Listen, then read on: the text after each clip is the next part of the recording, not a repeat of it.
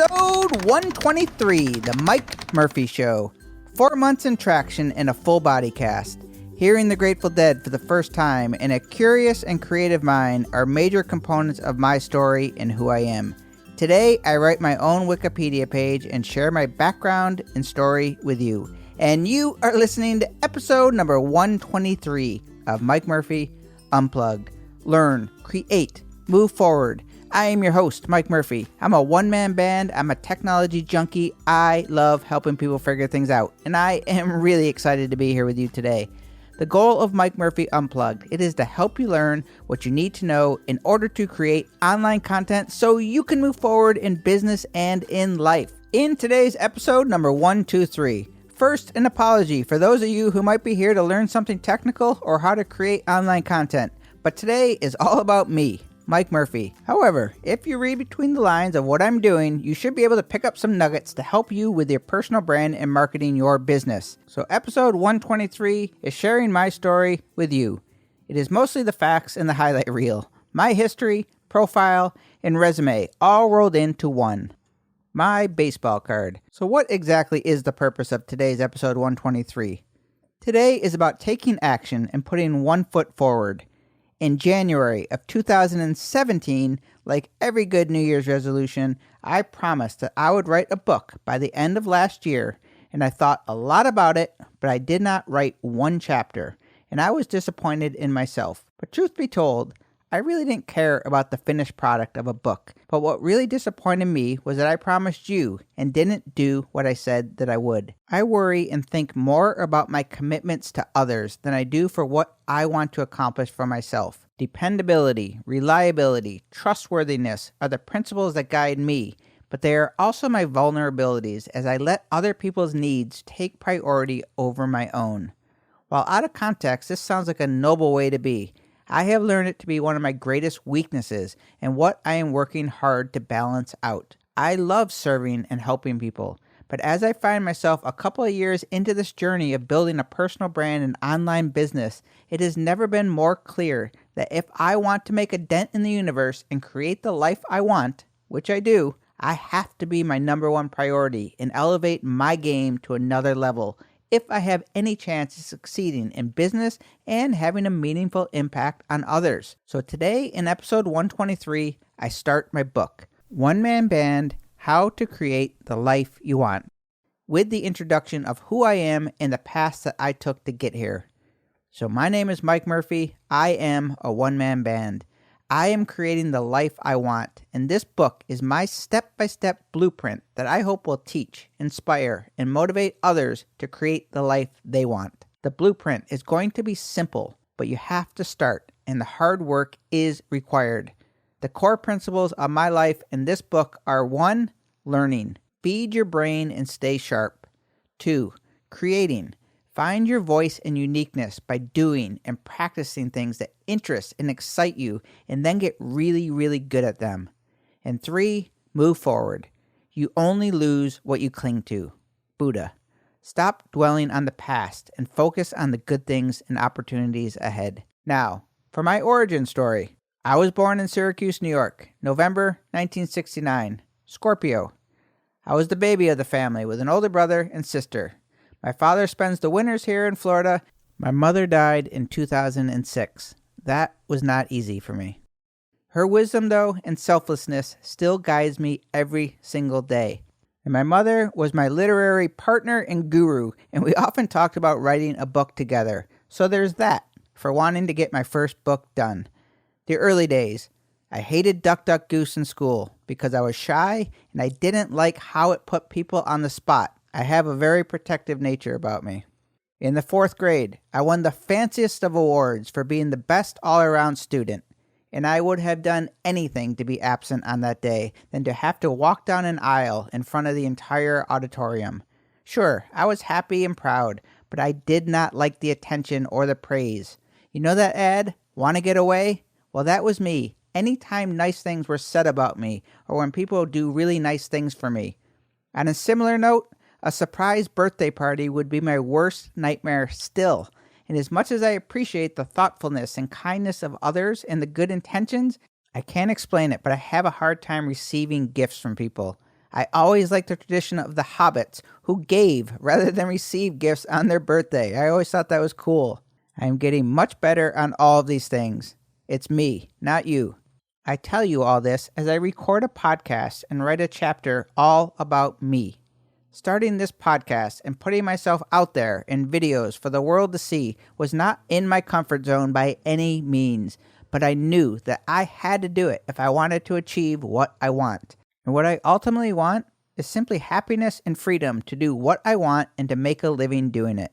I have done what I want my entire life. I just want to take it up a notch on all levels. I have always had this not so obvious confidence about myself, and my shyness was not about insecurity or fear.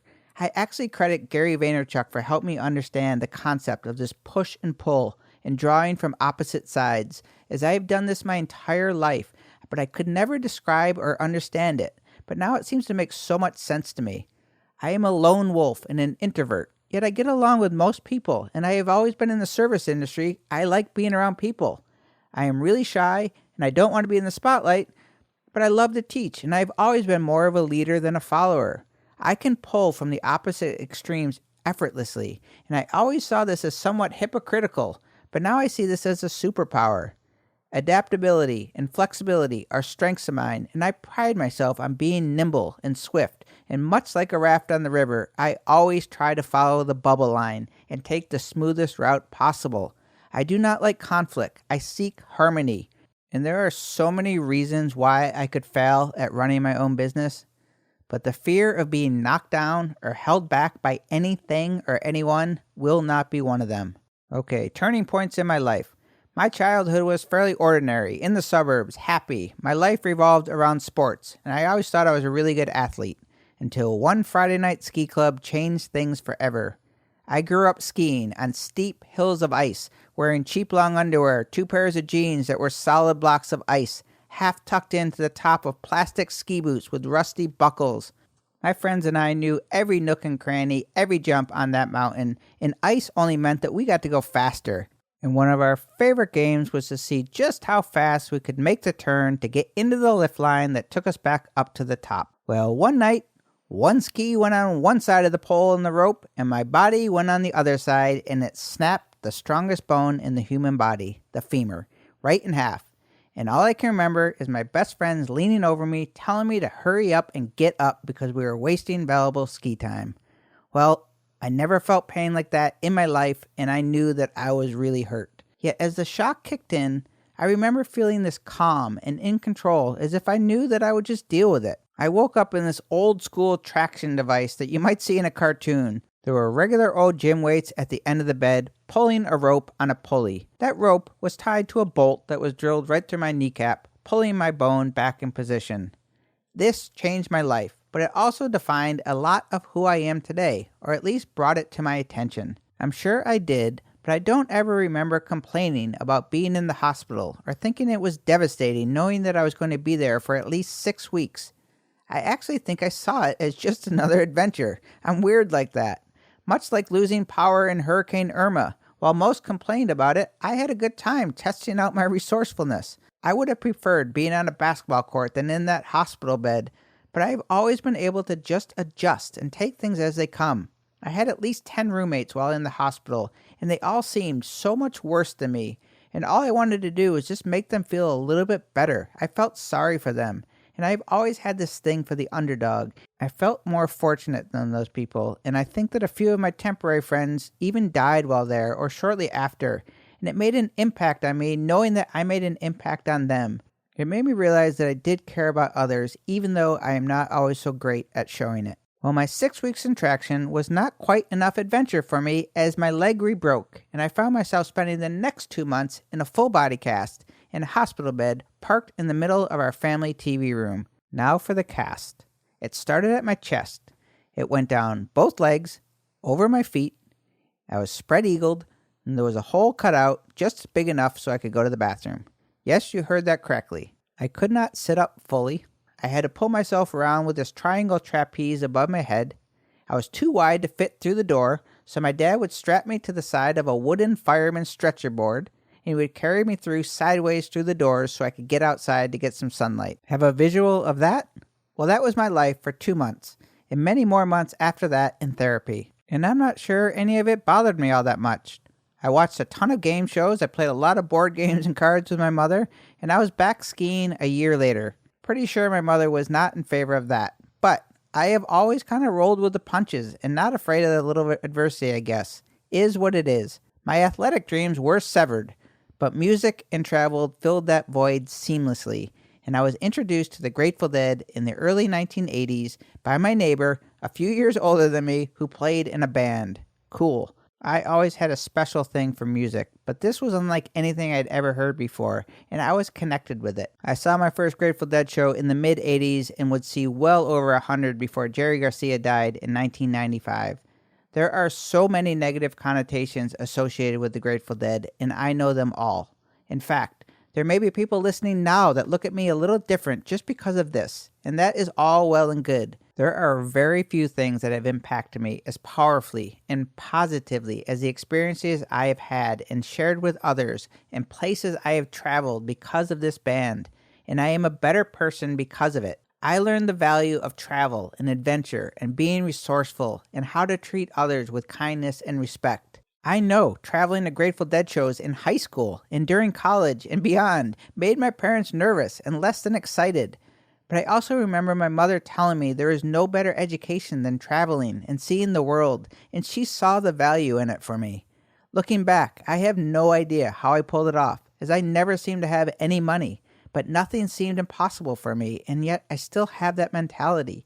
I have no idea what is going to happen to me with this online business, but I know that I will be all right and figure something out no matter what happens. I owe much of this to the good old Grateful Dead and their relentless mantra of always carving their own path. It's why I love and see myself as a one-man band, and why I love this Nietzsche quote.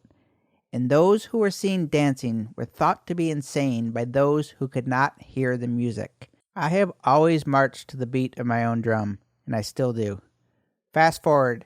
I went to college at the University of Massachusetts Amherst. I graduated in 4 years with an English degree cum laude. It was always my plan to go to law school, but I traded that dream in to be a busboy and a resort town explorer. Most of my friends were on the 6 to 7 year party plan at college, but I have always pushed myself to work hard and be disciplined.